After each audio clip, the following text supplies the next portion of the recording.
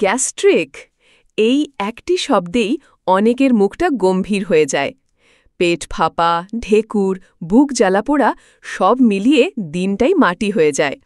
তাই আজকে আমরা শিখব কিভাবে ঘরে বসেই কোনো ওষুধ ছাড়াই দ্রুত গ্যাস্ট্রিক দূর করা যায়।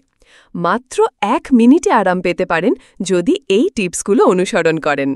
কুসুম গরম পানি গ্যাস কমানোর প্রথম ও দ্রুত উপায়।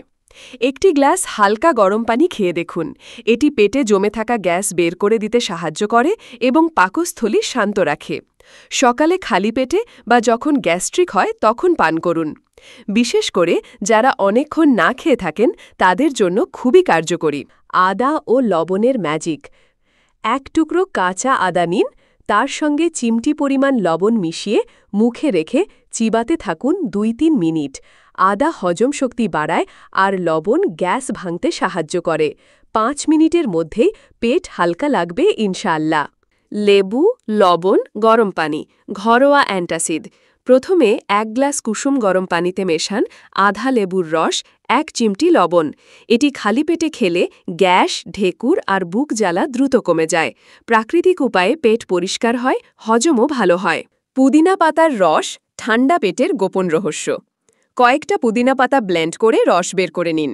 1 চামচ রস পান করুন অথবা পুদিনা চা বানিয়ে পান করুন। এটি গ্যাস্ট্রিকের জন্য দারুণ কার্যকরী এবং পেট ঠান্ডা রাখতে সহায়ক।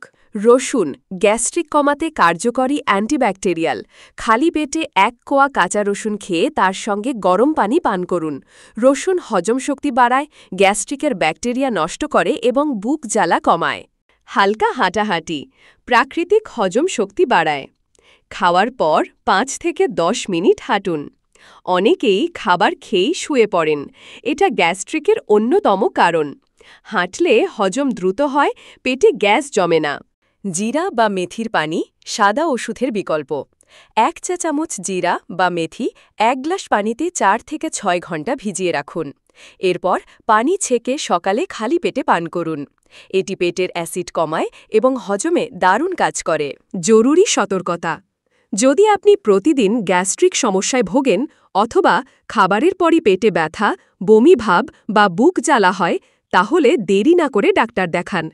গ্যাস্ট্রিক থেকে আলসার, গ্যাস্ট্রিক ক্যান্সার বা লিভারের সমস্যাও হতে পারে।